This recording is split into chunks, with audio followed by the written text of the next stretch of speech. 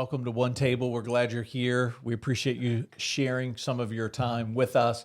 Whether you're watching on YouTube or Spotify or iTunes through one of the podcast channels, then we just, again, want to say thank you for your time. So I'm Fred, and this is David, Justin, a.k.a. Juice, and Chris, a.k.a. House. It's me. You need an AKA. He's Flow Master, you're Professor. I'm just Chris and I don't have table names yet. The table names. Table names, not nicknames, but table names. Table Who names. So Y'all slacking. yeah. Right. In the comments, you got a table name for man, Chris and I. We're subscribe. maybe we need some giveaways. Right. So Something. like, subscribe, share. We feel like we're putting some content out here that's going to help people. I hope that you feel that same way too. And if you do, I hope that that you share it with others. So today we're talking. What are we talking about? We're talking about things that we have heard people say over the last year, maybe two. It doesn't necessarily have to be with someone that we know. Maybe it's something that we heard in an interview. Maybe it's something we read on Facebook, because we never read anything on Facebook that's controversial. Something that you heard someone say, and your initial reaction was, how could they possibly think that? It's this feeling that how could someone possibly embrace that point of view? How could they think that that's true? Let's talk about some of those things today. And my question to you is, how did you respond? What was your reaction to them? Because my observation of myself is that I have an inclination to, when I've moved past the question, is it possible that I'm wrong here? Because we believe you've got to ask yourself that question, right? Yeah. Not to Don Gelpy and intellectual conversion. But when you've already worked through those steps and you know that there's no possible way that you're wrong, and that the only possibility is that they're guilty of wrong thinking, right? Of embracing a falsity or a myth, that what's your reaction? Because my reaction then is to write that person off, where I feel like what my reaction is supposed to be, especially as a devoted follower of Christ, is that I have a responsibility to try to understand that person. Yeah. I have a responsibility to try to ask the question, how did they get there? What caused them to think that way? Because if I'm vigorous in my pursuit of understanding them, the more I do that, I think the better I will be at uncovering my own falsities. True. Because we all have them. Okay. We all have them. And so what's something, somebody jump in, what's something that you've heard someone say that you thought to yourself, I don't even have words. How could they believe that?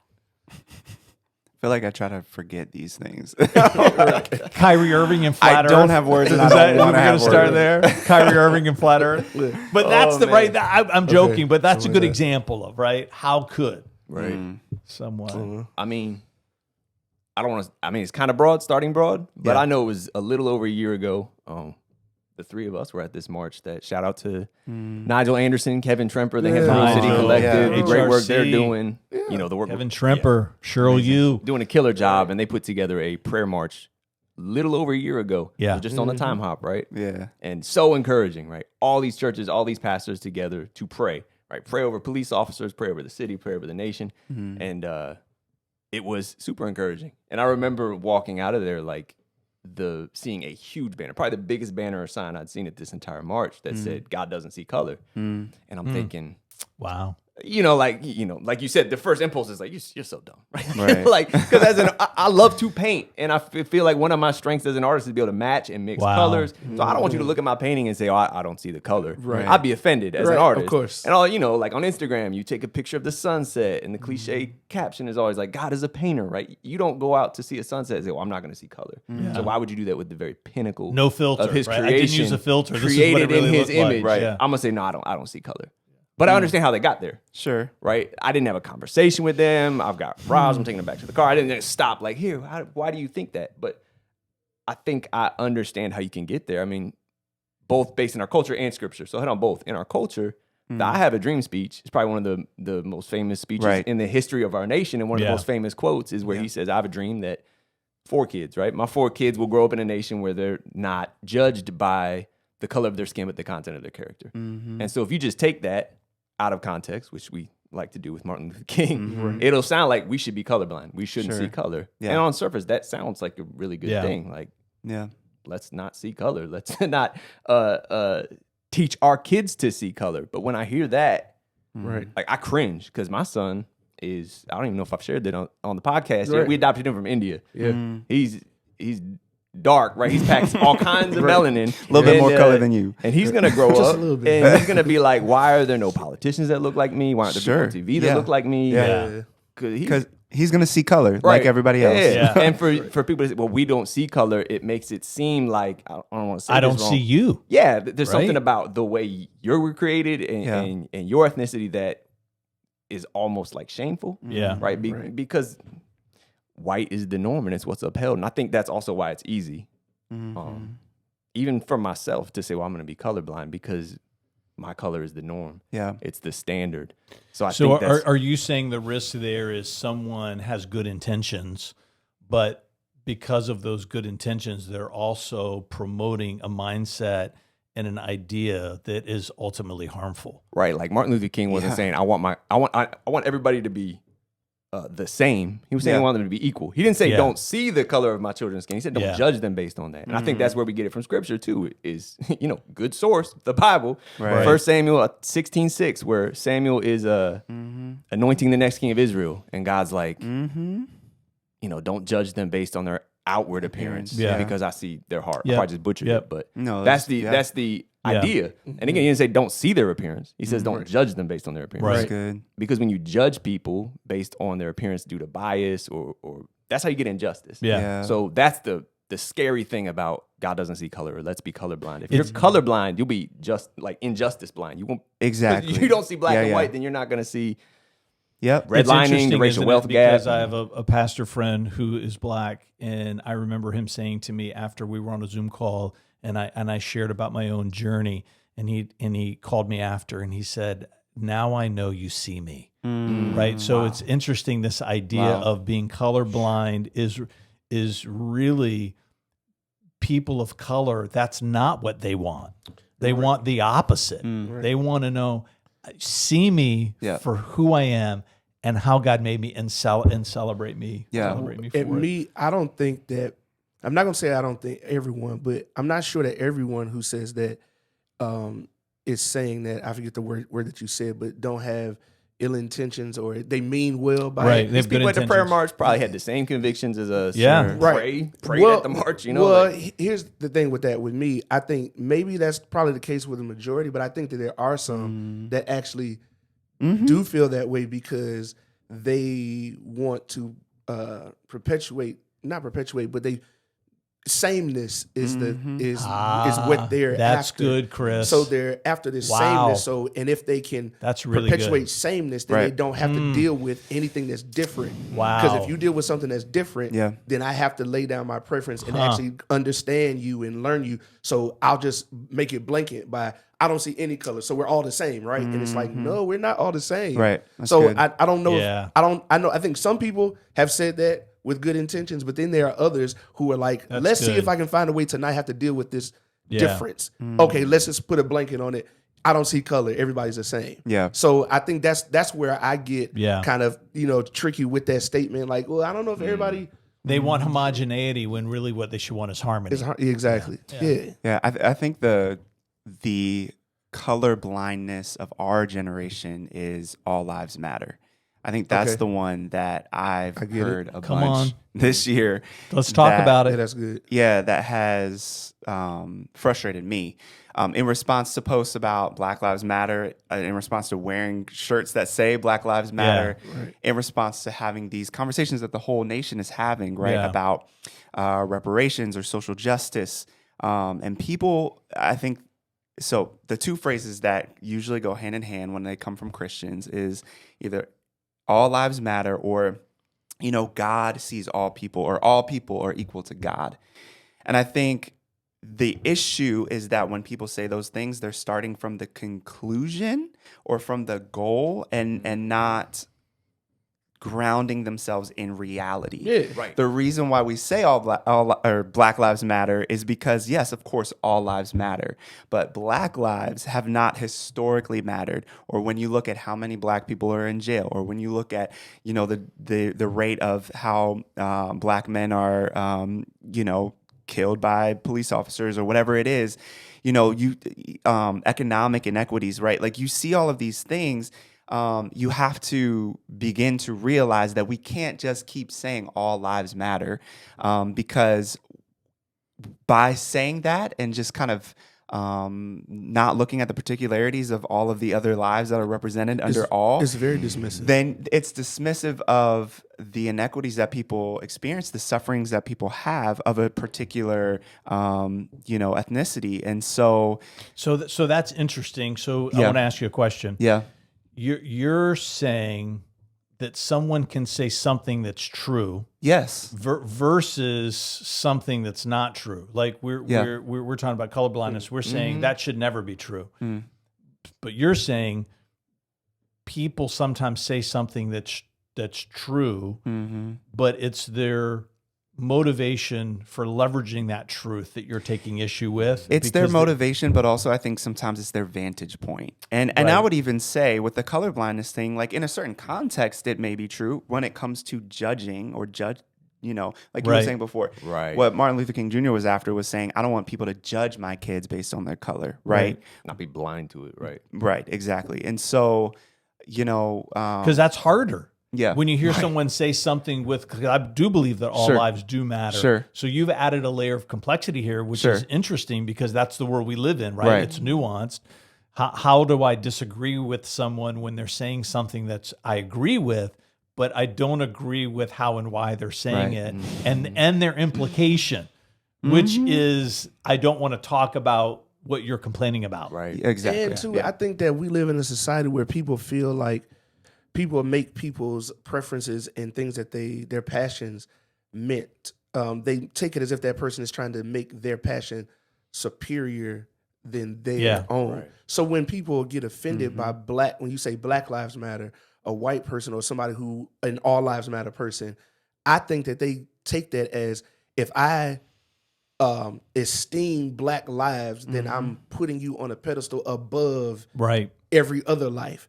And that's not at all what Black Lives Matter means. It's almost like Black Lives Matter too, like also in conjunction with everything else. Because all lives matter. Because all lives matter. And I think I don't know if that's a societal thing, that if we uphold or if we, you know, support something that's different than us, then our support will make it more superior than what we prefer.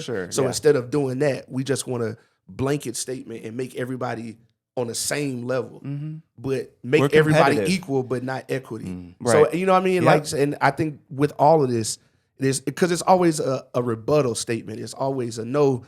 I don't want you to do this because I don't want you to think that you're higher than you think you should be. You know what I'm saying? And like you were saying though, to be able to have a conversation with somebody who might dismiss Black Lives Matter with all lives matter, how do you come to a table with them? And I think like you were saying, you talk about the world we live in, you talked about like the kingdom, like all lives matter. I'm gonna say amen to that. You read scripture, all lives matter. That is a kingdom heaven perspective. We say Black Lives Matter because we want God's kingdom to come, right? Your kingdom come, your will be done on earth as it is in heaven. It's not like get us out of here. It's like, no, let's build the kingdom here. And that's missing here. Black lives mattering. So like, amen to all lives matter. But in our culture, right? Not in our culture, like we say Black Lives Matter. And to me, it's like both are like, yes, that's good. Right. I see where in you're the coming current from. time, groundedness of reality is like right here in this moment. We're saying Black Lives Matter because it needs to be said. Right. You know? So like context matters. And I think, it's like I hear you saying all lives matter. I agree with you based on the Bible, based on the kingdom. But here's why I say Black Lives Matter. Right, right. Because of our culture. If this is an analogy I heard that really shifted it for me, because that was a struggle for me for many years in the early years of the You're probably going where I think I was going. Declaration Black Lives Matter was if my house is on fire, yep, that's exactly where I was going. and the fire department is rushing to my house, I don't want my neighbors to say my house matters. All houses matter. Right. Well, they do. Your house does matter. Yeah. But right now, your house is not on fire. Right. My house is on fire. And the thing to that, I think, to go deeper in that, I think that people that do the all house matter thing is, your house is on fire, and it's your fault that your house is on fire. Come on. Wow. So it's Come your on. fault that it's on fire. Yeah. So yes. I don't have to acknowledge that it's on fire because it's your fault. You should have taught your kid not to play with Right. matches. Right. So we're going to let it burn to the ground. Exactly. Right. So it's your fault. And then even if you say, no, it's not my fault, they don't believe that it's not your fault. Yes, it is your fault because it's your house. Yeah. If you would just take better care of your community, Sure. if you would take better care of your family, if you had fathers, if you did this, if you didn't do drugs, Right. if you would just comply with the police officer, Right. you'd be all right. Wow. But it's like, nah, man, like it's So not my fault. you take all of that and then you apply it. Just kind of get into how you led us with this conversation, right? All of that you have heard other people say, right? If your community, right? Anytime after you hear somebody say all lives matter, it becomes very difficult to sort out and discern. It becomes exhausting to have to discern who means it in a way that's biblical, who means it in a way that they're missing the right now perspective, and they just need my perspective or another person's perspective to help them see it. Yeah. And who means it the way that they said it. Yeah. You know what I mean?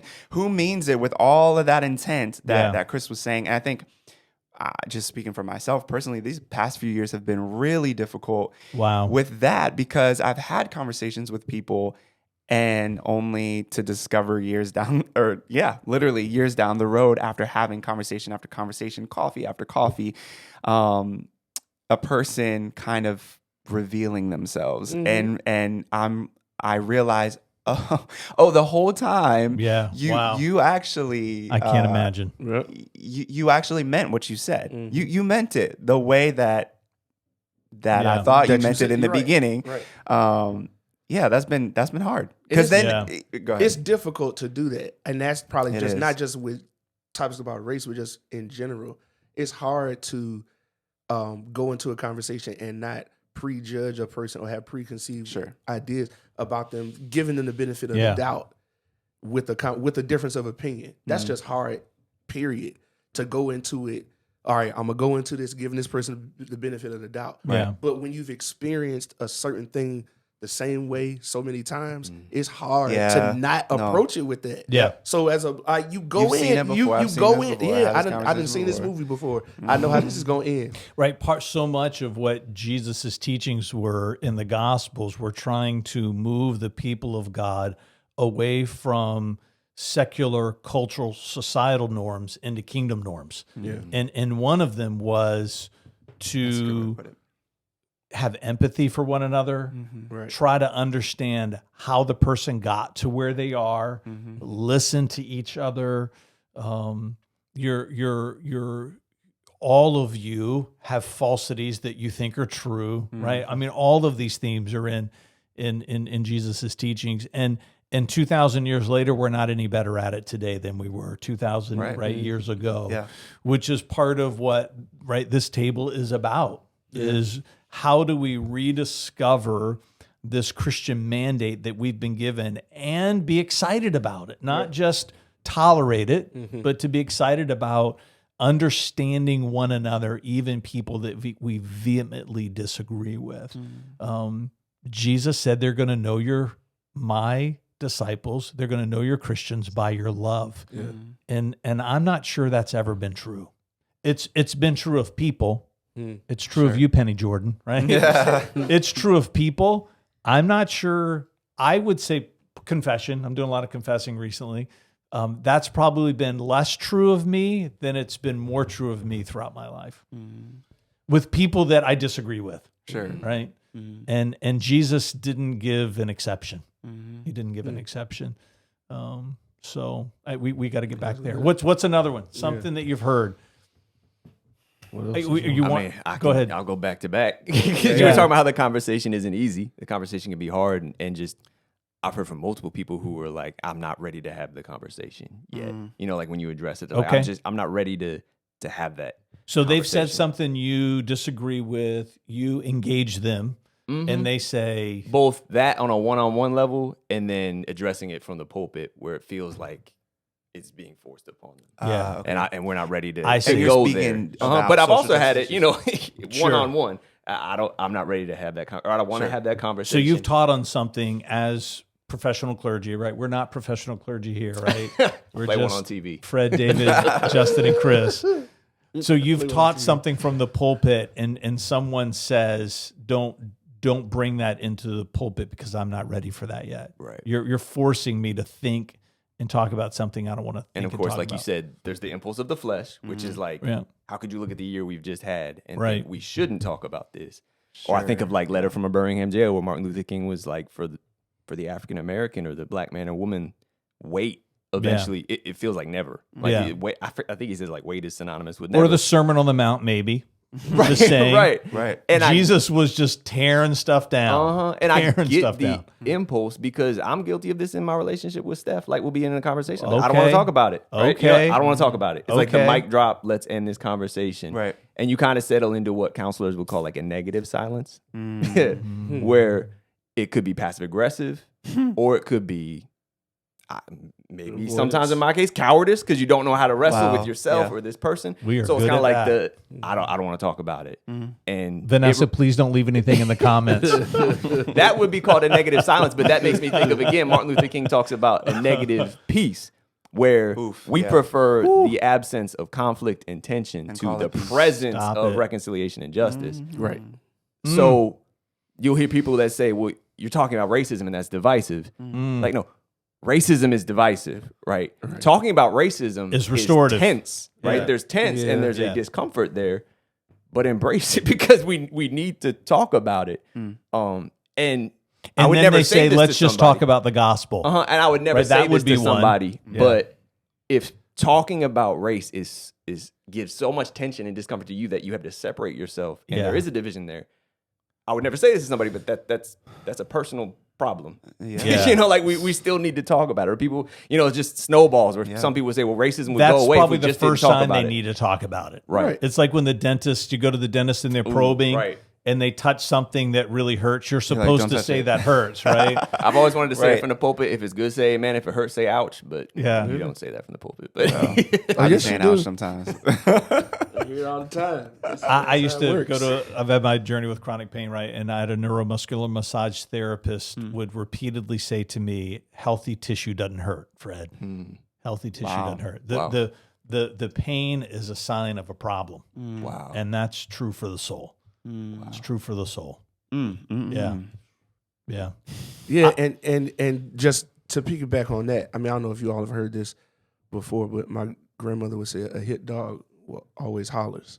And to me, when you aren't ready to talk about something, to me, this is just my personal opinion, there's something about that you don't want to, that you're trying to avoid, that you don't want to deal with internally. So instead of addressing it and talk about it, hey, I don't want to talk about it. I don't want to talk about it. And you think if you push it, you keep pushing it away, that it'll go away.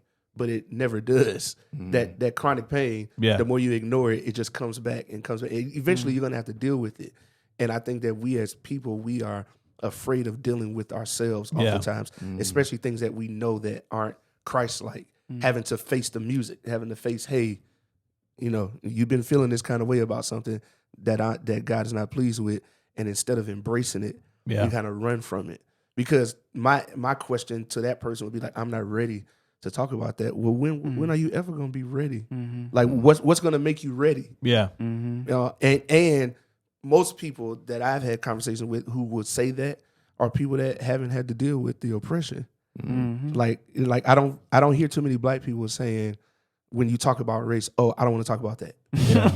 You know, like, oh no, I'm not ready to talk about that. If anything is, I've been talking about this my whole life. Can we not talk about it today? I'm exhausted today. Wow. You know, but it's not like I'm not ready to talk about it. Yeah. So to me, it just, you know, it's kind of like, it's hard for me to understand where a person would come from and what they would mean by I'm not ready to talk about it yet. To me, that means you don't want to talk about it. And you're hoping that if I just stop, then it'll stop, but it never does. So So this is one I heard, which is, I think, a prevailing view amongst many white people, is that God didn't cause slavery, but it sure did help a lot of people. Mm-hmm. The sentiment that it brought people of color to introduce them to Christianity, right? It brought them to economic opportunity. When you look at some of the countries in Africa that, I'm not saying these things to defend them, right? I'm saying these are, I think this is where it comes Just so from. you know what I'm saying. When you look at the condition of some of these nations in Africa that are in turmoil and have been in turmoil, a lot of the ethnic cleansing has happened, you know, in African nations, you know, perpetrated on each other. That there is a mindset and a mentality that slavery was horrific, slavery was wrong, but Black people are better off now that they're here. I think that's a common viewpoint amongst white people. How did people get there? I think. Have you heard that before? Yeah, I think part of that is, we've talked about this kind of briefly in our other episodes. When you're only talked about history being from one way, one perspective, the American romanticized version of world history, you only look at it through one lens. So to me, the short answer is, I think that's just from people being ignorant of world history. People don't know that, you know, there were queens and kings in Africa. I mean, you talk about, you know, pyramids being in Egypt, and all of the other minerals and gold and but that had to be all that aliens, stuff, right? Right, of course, of course, had to be aliens, right. You know, and so when you don't know that, when you haven't been taught that in history books, you think you think Africa is really you think Africa is just that commercial from Feed the Hungry with the black kid with the flies in his eye. Right. Yeah. Wow. And of course, that's done on purpose. We can get into that later. But when you only see that, that's how that's what you attribute Africa to being. Sure. And even Black people that have only lived in America, who don't know their history and haven't been exposed to it, you think everything in Africa looks like that, but it doesn't. And especially if you ever get a chance to go to Africa, you'll be mind blown. Like when I went to Africa, I mean, that was only 4 years ago, the first time I've been, and I was like, oh, this doesn't look like anything like they showed in the history books. Wow. Yeah. It's life changing. Or on the news. Yeah, or on the news. I was going to say, it's not just history, it's media and knowledge of other cultures, being open to the fact that I mean, that is a cultural, going all the way back to the 1400s, some botanist came up with this, they broke down different species or races in human race, and they categorized them by, I need to figure out who the person was, I can't remember, but by, you know, prioritizing them by how good and bad they were. And Black was all the way at the bottom, and white was all the way at the European was all the way up at the top. Of course it was. And so it's just interesting because that's the perspective that we have, so many people have in our nation, is that well, they're here now, and America is the greatest nation in the world, and everything is great here. And even if it's not perfect, then at least it's better than everywhere else. And that perspective comes, I think a lot of times Christians think it comes from their Christian filter because they think, oh, we're a Christian nation. But really, it comes from this imperial European perspective that has empire. That has come down to you, has been passed down to you, and you have this mindset now that you're better or your nation is better because there's a hint of racial superiority or of ethnic superiority when you allow yourself to think of, I helped you, you know, even though I did it in the wrong way. Right? Really, what they're saying is, I'm sorry I didn't do it the right way, but just admit you're better that I took you from your home and brought you here. That's the wow. I've always wondered, this just came to me now, but I've thought about it like often. If if Africans coming to America made Black people better by being here, and them being here is what, you know, made it good for their livelihood, help me understand why slave masters were so adamant about having slaves. Just think about all of the things that slaves did. Slaves built the economy of the United States. Yes. By the farming agriculture, the things that were invented, the expertise that they brought with them. That they brought with them. Yep. That's my point. Yep. They didn't get over here to America and all of a sudden, Trade school. and found out. No, they came over knowing how to do that. Right. And the white slave masters didn't teach them how to do that. They didn't teach them how to cook this food that we still eat today. Sure. That everybody loves. They didn't teach them the farming. If it wasn't so bad, why, when slavery was emancipated, did slave masters still? How come it was looked at as the economy is not going to fail? Yeah, because now we don't have the slaves to till the land and to keep things the way they are. So not actually. I don't think that. Yeah. But yeah, you know what I'm saying? I've always asked that question. If we needed America so bad, that's not what this proof shows me. No, it doesn't. I think the wrong thinking comes in the fact that the truth is that God can redeem anything. Right? Yes. God is a Absolutely. redeemer, and he No can question. redeem everything. But redemption does not mean everything that led to that moment, it makes it okay. And that's how we've interpreted redemption. Yep. Redemption means Come that on. God is able to use literally nothing. Genesis 1, right? Literally nothing, and turn it to life, turn it into good, turn it into light. And so, I think just thinking about keeping on the stream of slavery, right? When you read the Old Testament and you think about the fact, nowhere in the Old Testament do you see Moses or anyone afterwards say, well, it's a good thing we were enslaved in Egypt because, look at where we are now. No, actually, as a matter of fact, God uses the prophets to criticize Israel when they start looking like Egypt. Sure. To say, hey, remember when y'all were enslaved? Right? So there's this whole ethic that develops out of a compassion for where you once were. And so just because God used something that was ugly and evil doesn't make it good and acceptable. It still is wrong and evil and grieves the heart of God. And it gets tricky, right? Because I would argue that God caused the slavery of Israel with Egypt. I mean, there's multiple texts that talks about God led them into slavery, right? His plan was he was going to birth a nation, and that's how he did it. When they left after hundreds of years of slavery, Egypt heaped upon them the wealth that the Israelites had, and that was the seed money for the birth of a nation. Sure. So God had an economic plan, and that's how they learned about war. That's how they learned about government, right? God put them in, and people paid a price for that. So this is where it becomes problematic. Just because that was God's plan for Israel doesn't mean that was also necessarily his plan for every other people group that has been enslaved throughout history. Well, and I think because Christians use that as a defense, sure, right? Which is poor. It is poor, and I think the reason why it is poor is because you have to realize a couple things. One is that God exists outside of, he exists both within and without space and time.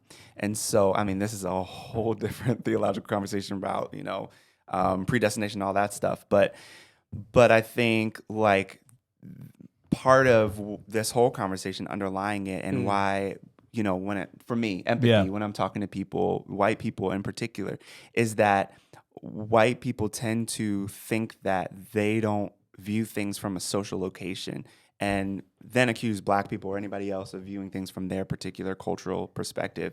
I think the interesting thing about the Old Testament, the writings of Israel, the Lamentations, the Psalms, the prophetic words, is that in Scripture we see both the perspective of God that is from above and the perspective of humanity and culture that's from below. And then we have Jesus who was from below on earth. And it's inclusive of all of it. So I think that God, so to kind of put it in a nutshell, I think that God is able to look at something like slavery in America, slavery for the Israelites, and have a plan about how he's going to redeem human sin. But even in that planning of redemption, he does not kind of shoo away or discredit the suffering, the evil of it. God is both above and in it. Sure. He's above and below. And so I think, whether or not I mean, of course, we know God knows everything from beginning, and Sure. so he's able to see it all, even though he does, and he's able to coordinate and move things so that they all work together for the good of those who love him. In the moment, Jesus wept, right? In the moment, Yeah. God sees, okay, Sure. Lazarus being resurrected, and it being a moment for him, Jesus, to show that his power and to be able to do that. But in the moment, Jesus wept. And so I think that God is both outside of time and in it. And so it makes it possible for him to plan and all of that, and also suffer with us. And so I think, so then the error sometimes I think that white Christians tend to make is that they exist up here, trying to exist outside of time with God, rather than existing in the reality, like what Juice was saying about color blindness and why Black Lives Matter is because yes, we have God's perspective to inform us of where we need to go, and we trust that God can use even American slavery for the good of those who love him. Because Jesus is saying to us, lament with them before you consider agreeing with them. Right. Where we say, I need to decide whether or not I agree with you before I show you before I empathy. can lament and empathize with you. It's almost like we're told to weep with those who weep, right? Yeah, not, it is. Right. Not should they be crying? Like, is this a valid reason to weep? It's weep with those He who doesn't weep. say before you weep with those who weep, figure Find out all out the if facts you first. whether or not you agree with why they're weeping. He says, no. My. Share their burden, Yep. share their pain, share their sorrow. And then as Christians, we're nervous about that because we don't want to run the risk of identifying with them. We don't want to run the risk of being misunderstood. Totally. And and Jesus throws all that off because Jesus is probably the most misunderstood person in history. it's true. But that didn't stop him from doing what he was supposed to do. So let me throw out another one. Okay. How about defund police? Has anybody heard that? Oh yeah, We all absolutely. nod, right? And then do you agree with it, not disagree with it? When you've heard it, what has been your initial reaction to that? Right, because thought that's and another sentiment? blanket statement. That's It's a like, blanket statement that's out there, and Right. we've done so many today that are maybe are represented on the conservative side. Sure. Let's throw one out there that is represented on the other side. Although we did Black Lives Matter, that may be in fairness to ourselves. Maybe we're more balanced today then. But what about that one? Defund police, because I think that's being talked about. Yeah, I mean, my initial reaction when I heard that was like, what? Huh? And I really, I was anti, and I still don't agree with that statement as with a period at the end of it, Right. As a standalone. But yeah, I had to do research to figure Yeah, out. that what was it that meant. was the deal. I think it's one of the. I mean, I don't even know who named the movement. I think it's poorly named because it sounds like let's get rid of the police, let's punt them, Sure. right? Like let's defund them completely. Whereas you read up on it, it's like let's funnel resources from the police that Reallocate. make up this percentage of a city's resources and funnel it elsewhere. But yeah, the phrase itself is like you're like, wait, Paul, we went maybe 10 steps too far on this one, and then you read, you're like, okay, maybe I can jive with some of this. But yeah, at first it's like, wait, what are we even talking about? Right. But I think some of that, to understand where they're coming from, the year we just had, Yeah. where there's protests and you see police that are dressed like RoboCop, and you realize how much that costs. And then you see nurses fighting COVID with trash bags on, and you're like, wait, what's going on? Or teachers, right? Yeah. Teaching that are not making a lot of money, and you're like, wait a second, well, Yeah. is there a better way to funnel resources? Yeah. But again, I think the name of the movie, I mean, God bless whoever. I'm named it, trying but- to learn for myself. My impulse reaction to everyone all the time in a conversation is, do I agree with you? That's my first thought, right? Right. That's how I'm wired. I'm not saying every person's wired, but that's how I'm wired. Do I agree with you? And if I start there, I set myself up for failure, because then my interaction with you is going to be based on an intellectual exchange, where my first question I'm trying to condition myself with the help of God. My first question has got to start being, do I care about you? Because if I start there, we're eventually going to have an intellectual conversation, But that conversation is different if it exists within the context of I care about you. Let's talk about, do I agree with you? Yeah. If I start with do I agree with you, I might not ever get to I care about you. So for the defund police, I vehemently disagree with that. But what again, another confession, I've used that to not care about people and their situation because my confession, the more vehemently I disagree with someone, the less I care about them, which is terrible. Right. Which is terrible. That's a good point. Yeah. And it's almost like honest. the All Lives Matter thing where it's, for you, it's what I'm hearing is that you had to learn how to empathize with the people and realize, I'm never going to agree with your solution that you're suggesting. Yeah. But I am willing to acknowledge that there are reasons why you're presenting this as a solution. I have to acknowledge, I think so many people are unwilling to acknowledge a problem exists, all because they don't like the solutions being presented, And so it's like, I've heard that if we go down this trail, if we talk about this issue, then it's going to lead to defund the police. Yeah. So let's not talk about the issue. Yeah. And that's good. Yeah. Yeah.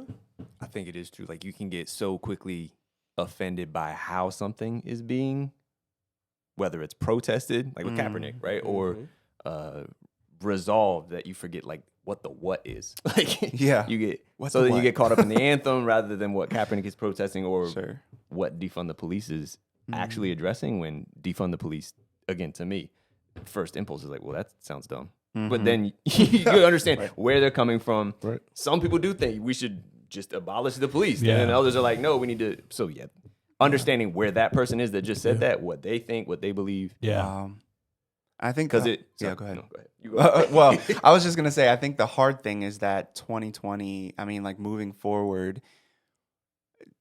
Yeah, we've become so polarized that the language that we're using is so extreme that the people who aren't doing the research and are not teasing it apart for the nuance are taking it. I mean, what's the acronym? All cops are bad.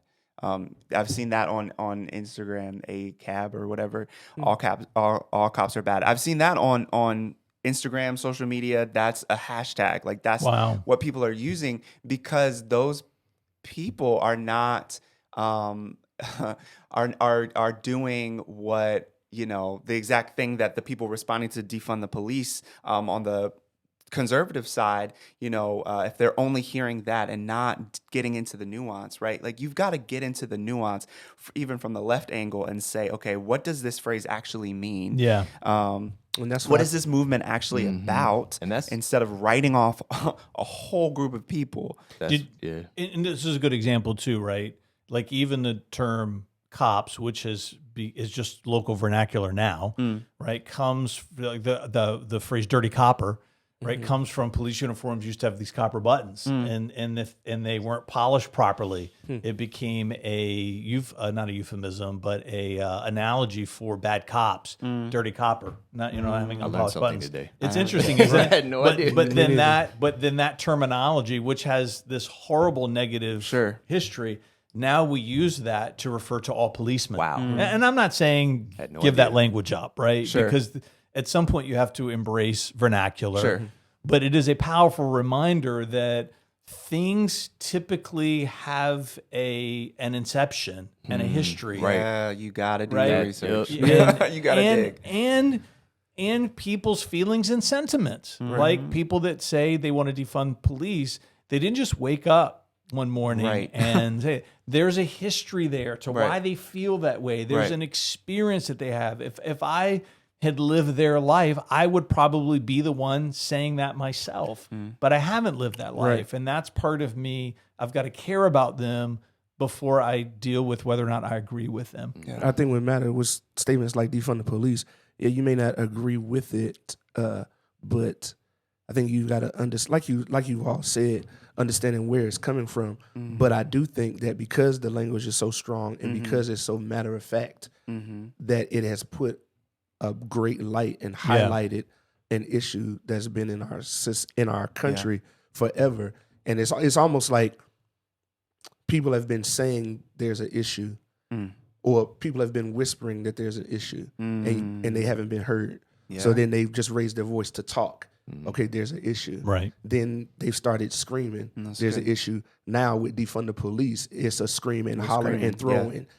Hey, there's an issue. And now people have heard the statement, and now they're like, well, what is all this about? That's good. So it's caused people to do research. It's caused people to understand, or caused people to at least try to hear and do research and understand where it's coming from, which I don't think would have been as intense without that kind of statement. So I think there's some good in the in the statement being made, because now it's put so much attention on it. Now, I mean, sure, people are wondering, well, how you feel about defund the police? I'm the same way with you are. I don't think you should defund, but I think it's more of a reallocation of funds. And all of the examples that you gave are, exactly what it is. But it's like what you said and what you were talking about with language, when it becomes like a hashtag, right? Black Lives Matter became a hashtag. Now everybody to where attention Black to Lives it. Matter was Or a meme. the original organization and all things they stood for. Black Lives Matter was also a movement. It was also a statement. Yeah. And so like, okay, if you say Black Lives Matter, do you agree with everything that the original organization? Because there's branches of Black Lives Matter here in Hampton Roads and elsewhere that have different tenets, if you want to call it. But yeah, it's the same thing with defund the police, where it becomes a hashtag, it snowballs, or CRT, and it's like, what are we even talking about? Like, what's the definition? Yeah. And sitting down with somebody and saying, okay, what do you mean when you say this? Yeah. Which again is coming to the table with somebody. It goes back to what Fred was saying before about how we don't like being associated with people. And Jesus is our example of what it looks like to minister and to love people and to enter into relationship with people without fear of association. At the risk of his own reputation. At the risk of his own reputation. So, I mean, we've experienced that, right? A shift in our own church with our use of the phrase, or even acknowledgement of the phrase Black Lives Matter, and there being I think you need to preach that sermon soon. Pushback. Risk your reputation. Risk your reputation. You got to do it. And the pushback is, I hear what you're saying and what you mean by it, but I don't want to be associated with this thing because it's unchristian. And it's like, man, Christ doesn't need to be protected. He never did, right? His reputation never needed to be protected. And so even as Christians, we don't, I don't know. I saw someone post not too long ago on Facebook, Jesus sat down with sinners, and I forget, that was the tax collectors and the whatever that phrase that you see so often. But he did it only because he wanted to call them to repentance. And I thought to myself, that's the problem right there. People believe that. Did he call them to repentance? Yes, but that's not why he sat down with them. He sat down with them because he loved them. He was literally called the friend of sinners. He loved them. Not the accuser of sinners, or like the. And you can do this person. What they're saying is sure, you have to associate with people, but don't care about them. Right. Just make sure that you tell them that they're wrong, because that's what Jesus did. When Jesus literally did just the opposite. He sat down with them because he loved them deeply, and it broke his heart that they were settling for far less than what life could be for them. And he earned the right to influence them through his care and compassion. Yeah. And we have got to rediscover that. I think we hear in the evangelical church the phrase a lot, or at least me as a youth pastor at youth camps, and, the altar call is always, even if it was just for you, right? Like, even if it was just for you, Jesus would have died on the cross. Even if it was just for your sin. We forget that the opposite is true. Yeah. Jesus died not only for you, the one person who sinned, but for all the people that would reject him too, to express his love. Yeah. And we don't do that. We're not willing to do that as Christians. We'll sacrifice for the people who will repent and turn and whatever, but we're not going to do it for the people who at the end of the day are going to disagree with us. And that, if you're acting like that, that's un-Christ-like. Yeah. To be Christ-like is to lay down your life for even your enemy, even if they reject you ultimately, Preach that one too. It's good. I mean, You got all the sermons lined Right. I'll What else? replay What the are we video. missing? Anybody else want to? Are we in the home stretch here? I think okay. Here's one that I've heard. It's coming to me. I think we've think we hinted at this earlier about black people can be racist too. Oh, that's a good one. Or like reverse racism or something. That's good. Like that. Like, and of course, you don't hearing that from a white person when you're talking about race. Well, black people are racist too. So why isn't nobody talking about how black people are racist? Right. So I don't know if y'all want me to address how I feel about that, or y'all just want to go for it. Yeah, let's go around. You feel some type of way. Yeah, like okay. you're going somewhere with Okay, that. yeah, because so our good friend Alvian Lyons, she gives to me a great definition of racism is prejudice plus power. Ooh. And in America, black people have never been in a place of power. So are black people prejudiced? Yes. Are white people prejudiced? Yes. But I don't think a black person can be racist because a black person will never be in a place of power will never be in a place of power and superiority over a white person to be able to change their livelihood and their dynamic. Because matter of fact, I was thinking about this, and I was thinking about as we were talking, I was looking up the definition of racism, and one of the definitions is a systemic oppression of a racial group to the social, economic, and political advantage of another. Another definition is a belief that race is a fundamental determinant of a human trait and capacities that racial differences produce an inherent superiority of a particular race. So the prejudice plus the power, that's the power piece. I'm superior. I can say that I'm inherently superior than you. I don't think black people have ever been in that position, especially here in America, to be empowered, to be racist. So I guess I'll separate being racist from discriminating. Because I know, yes. So to me, you could discriminate on a one-on-one level, Yeah. right? but in terms of racism being systemic, right, you're saying that's a whole nother level. Yeah, and to me, I put prejudice and discrimination kind of in they're right. I mean, they're all relatives, but I kind of look at that more because you can discriminate. When you say, so let me ask you this: when you say, because I have different thoughts on that, right? But let me ask this: what about in inner city environments where black people might tend to hold all the seats on council, or majority seats on council, majority seats on school board, things like that? Do you think it's possible for them to be racist towards, let's say, other smaller minority groups like Latino or Asian? Do you think it's possible that there are microcosms, if that's the right word, where black people are in a position of power and can be racist because they are in a place of power over others? You're saying according to that definition, they could be because then they have the power. No, I don't. And depending on how you look at what does power mean, power to how can I trying to formulate what I want to say? Power in what regard? Ultimately, that because even if there is a black person in power over another minority group, that black person there's still a white person somewhere, a white system somewhere that's over them in power. Right. So they ultimately don't have power. They have some authority. Right. But they don't have the power to make or break someone. Like, and I know that's a strong word, but you understand what I'm saying. Right. Like, I mean, I think that it's levels to that. And so my answer to that would be, they may be an authority, but they don't have the power to literally make something or make or break someone. I think what Alvian is her name, right? Yeah, Alvian. What she said once that's helpful too is it's almost like there's a pond, right? And that might be a pond like what you're talking about, but then there's also like a river where it impacts other things it touches, and that's helpful too, just as a image for me.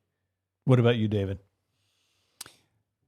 Yeah, I have never. So I think it at the end of the day is about semantics.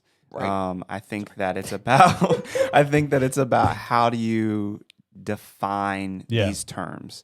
Because again, sorry, not to interrupt. Yeah, racism has multiple definitions. Exactly, and it's got like at least 3 that I Right, know of. right. So then it's like if you're having a conversation with somebody, But what are you talking it's about? important for this conversation because then people end up disagreeing Right. Sure. when they're might be talking about two this- different things. right. Exactly. Yeah. So Yeah, continue. and there is a precise. I think this is why critical race theory, even if critical race theory itself is not important, it's why critical race theory, the conversation that it's beginning is important because we're recognizing as a culture that there is actually an academic study, right? That there's some work that has already been done to define certain terms, Right. and systems and infrastructures, and so we're kind of trying to get on the same page about what does that actually mean, Yeah. so that we can move on in society and in culture. And so, I mean, I think, before this conversation, I might have said, anybody can be racist because I was using by racist, I was using understanding it to mean prejudice. Right. But I absolutely hear what you're saying, because I think, that person can appeal to another person, and then that, or another court, which won't be, predominantly black, and so on and so forth. But I do think that there are other dynamics at play than just white and black, and so that complicates things too. Yeah. No, I think this is Alvy and I have had lots of great conversations about this, and we don't ultimately agree on this one in particular. For me, it's because I believe at some point vernacular, what common culture has collectively embraced as terminology is important. And oftentimes academia is in a stream all its own. Absolutely. That is completely removed and disconnected from everyday life. And so I feel like term racist has a very established definition amongst people in society around the world, not just America. And it is a synonym with discrimination and prejudice. And so I feel like the pushback for that term distracts because it gives people that we're trying to help them see the truth of white privilege and the truth that's in critical race theory. Although we already said, that podcast is coming. We don't agree with all of it. It gives them something to disagree with so that they don't have to talk about the more important issue, if that makes sense. I feel like part of this journey is we've got to let's avoid the things that are not necessarily going to be productive, or hit them quickly and move on. So I would say to someone, there's no question that there is a aspect of racism that can become systemic, prejudice and power, because I agree with that. But on an everyday, normal experience in life between people, all people have the ability to be racist because they discriminate and are prejudiced. I think if we can give each other that, then we can move on, to we end up arguing about the term as opposed to where I would rather spend more time on talking about how systemic racism is real. And it sounds like that's the point, is like It's just semantics. you want to make sure that people understand that the root is systemic. I think that's the issue, is that people don't understand. That's a good way to put it. The thing that, here's one of the phrases that grinds my gears. You want to know what grinds my gears? I've never heard you say that phrase before. Do you use that? Is that your phrase? It's a thing. Just something. I'm getting older. Did you just share some? Did we just learn something about David? Grind my gears. All right. Is when people dismiss issues of systemic racism by saying it's just skin color, or they want to do this just based on skin color, and that phrase it lets me know that you don't understand that there is a history of systemic classism, if you want to call it, based on race, that is still at work today. Yeah. And so I can appreciate the kind of reckoning with the term and saying, like, okay, we can't, because white people tend to think about racism only as an individual thing. Right. And so I can understand the call back to, okay, but it is a systemic thing. Let's talk about that. But when you're talking about school kids, like when you're talking about elementary school and a kid says, so-and-so is racist, ooh, so-and-so says I'm racist.